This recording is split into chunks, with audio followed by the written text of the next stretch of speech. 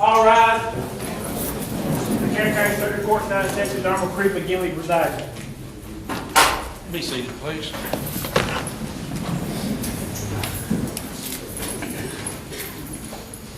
All right, got two matters set today for arraignment. Let's get State of Tennessee versus Jason W. Autry, number 14 CR 20. Bring the defendant in, please.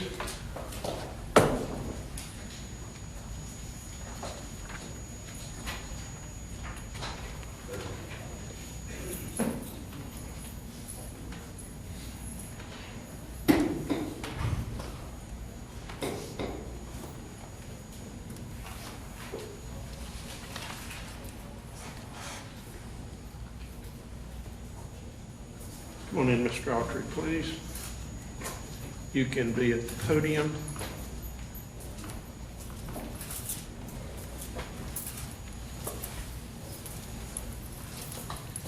All right, you are Jason Wayne Autry. Yes, sir. In case number 14 CR 20, you've been charged in a 2-count indictment. An indictment is a formal written accusation charging you with a crime. It is not evidence of guilt, it's simply the charging instrument. First count of that indictment, you're charged with especially aggravated kidnapping.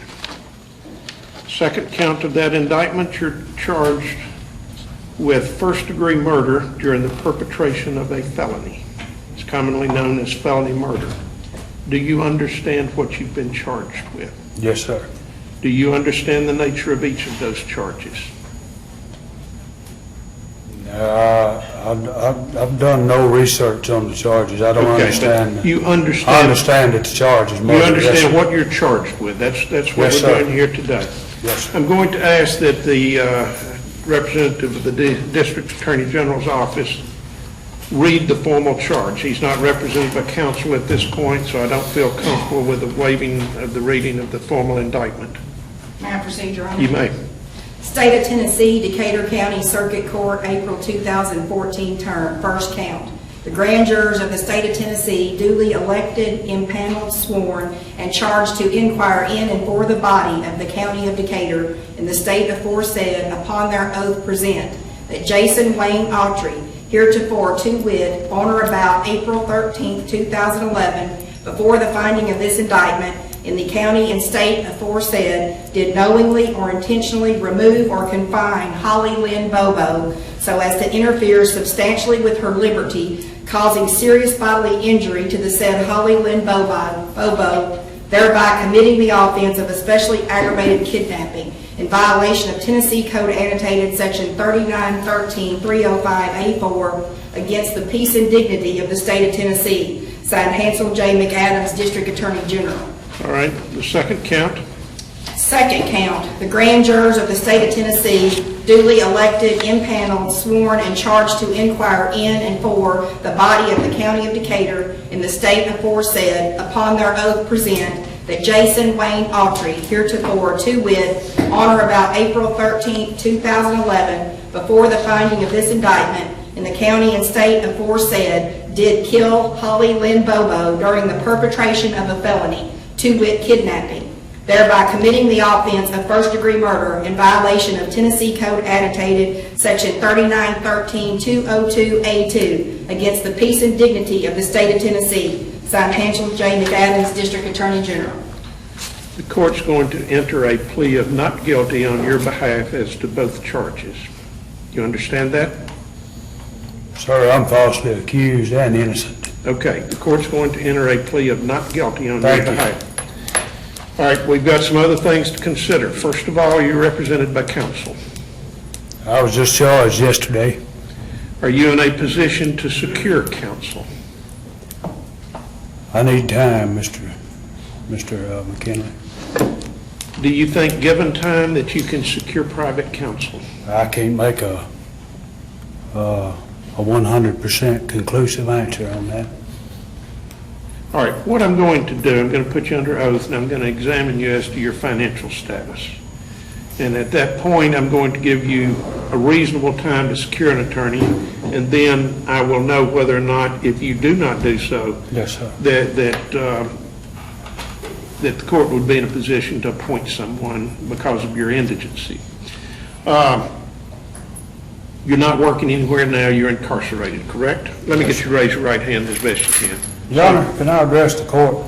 Yes. My Now, you're not hands. represented by counsel. I think you need to be No, very no, cautious. no, no. My hands are purple. I can't feel nothing. These cuffs are extremely too tight. I can't feel it. You can see my hands are purple. Okay, they've got standards that they follow, and hopefully they can accommodate you. We're going to get this hearing done, though, okay? Solemnly swear the testimony you're about to give is the truth, the whole truth, and nothing but the truth, so help you God. Yes, sir.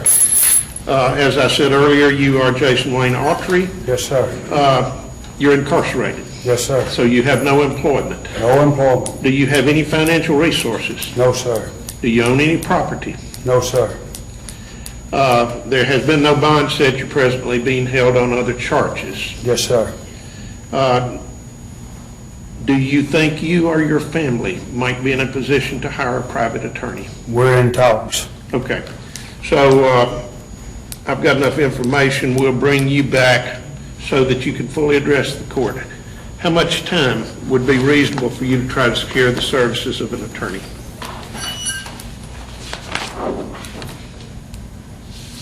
Two months. State, got any problem with that? Did he say 2 months? 2 months. Your Honor? I mean, I would rather status it before then. I understand he's serving a sentence, but that's. I can a pretty bring him in big 30 delay. days and we'll see what the status is. You might have an attorney, you might not. Thank you, sir. Or around 30 days. I've got a very full schedule.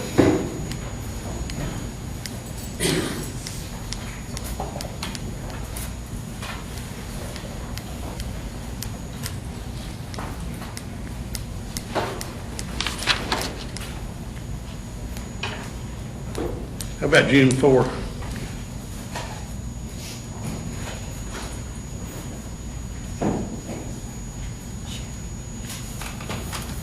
June 4, Yes, sir. That's good for the 1 state. o'clock p.m. Yes, sir. I think that works best, given all precautions with security and everything.